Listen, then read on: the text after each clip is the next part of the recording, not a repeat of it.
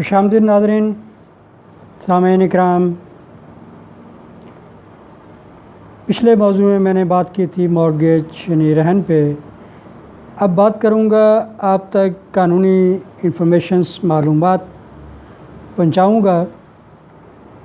एक और अहम इम्पॉर्टेंट चीज़ जो है, बात जो है, मौजू जो है, टॉपिक, वो है लीज़। अक्सर सुनने में आता है, देखने में आता है, कारोबारी ज़िंदगी में, आम माशरती ज़िंदगी में हमें इसकी ज़रूरत पड़ती है, लीज़ की। लीज़ क्या होती है?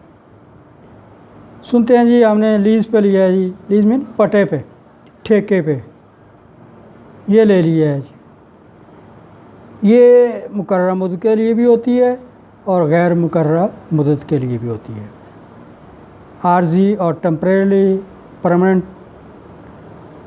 तो इसकी कानून क्या कहता है, कानून की नज़र में इसकी क्या वजाहत है, उसके लिए एक गुजारिश करूँगा कि कानून इंतकाल जायदाद की दफ़ा 105 में पटा या ठेका की तारीफ़ बयान की गई है।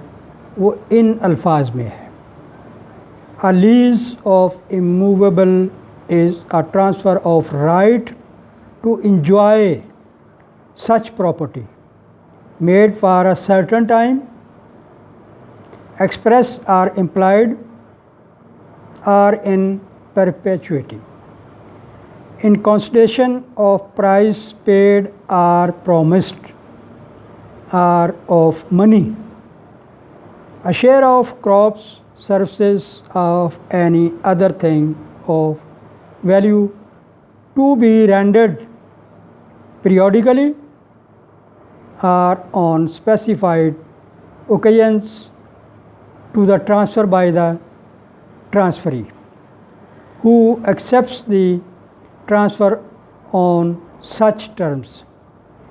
यानी गैर मनकूला जायदाद का एक पटा ऐसी जायदाद से इस्तिफ़ादा की हद तक हक़ की मुंतकली है जो एक मुअय्यना या गैर मुअय्यना अरसा के लिए होता है, जो मानवी या ज़ाहरी हो सकता है, रकम के बदल के तौर पर ख्वाह अदा किया गया हो या वादा किया गया हो अदा करने का, या फसल के हिस्से, खिदमत या कोई दीगर मालियती शय जो यकमुश्त अदा हो या बज़रिया एक साथ किस्तों में अदा हो के ज़रिए भी मुंतकिल अलैह को दिया जा सकता है, और जो ऐसी मुंतकली को इन शराइत पर कबूल करता है।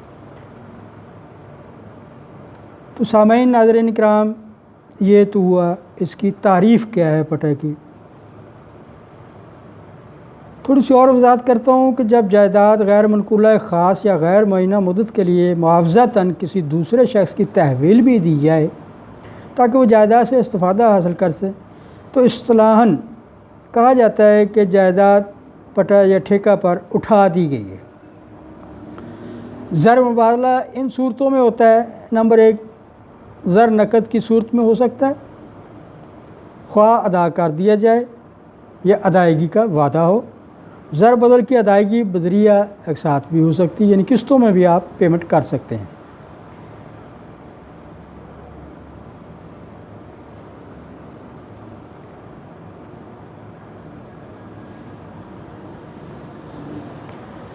आगे चलिए, नंबर 2 जो मैंने बताया है अभी, ज़र बदल की अदायगी किस्तों में भी अदा हो सकती है। फसलात में हिस्सा मुकर्रर के इवज़ दिया जा सकता है, ठीक है। उसके बाद पटा का इवज़ कोई खिदमत हो सकती है, किसी मालियती चीज़ के बदल भी हो सकता है।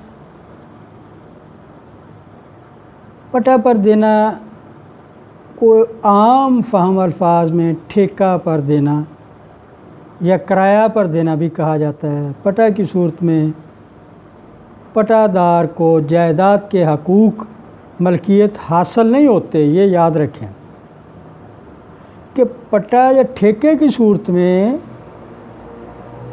پٹا دار کو جائیداد حقوق ملکیت حاصل نہیں ہوتے، صرف قبضہ اور استعمال کا حق حاصل ہوتا ہے۔